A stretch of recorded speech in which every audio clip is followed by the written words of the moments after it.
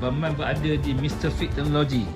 Siapa-siapa yang ada komputer, laptop ke nak repair ke nak upgrade, I can recommend everybody come to this shop. It's very nice. This guy also very good guy. What's your name? Hasim.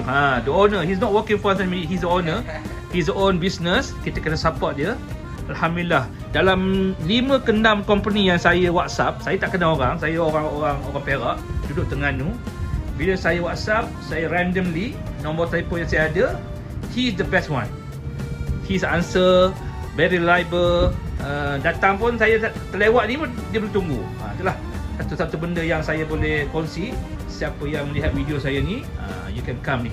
Nama Mr. Fit Technology. Ada telefon number? Ni telefon number. Oh ni 012 866 8682. Mr. Hazim. Orang Terengganu tak? Orang Terengganu? Orang sini lah. Orang sini, orang tempatan lagi mudah. Okey, insya-Allah.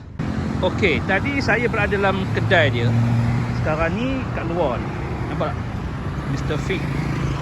Ada signboard situ. Jalan besar ke sana ke Pekan Terengganu, sana ke Losong, sana ke Manis. Di lokasi ni Jalan Kuala Berang. Pangkal Jalan Kuala Berang nak mahala ke Kuala Berang. Jadi siapa-siapa yang ada masalah komputer, nak upgrade sebagainya, come to the shop. I recommend him. Assalamualaikum.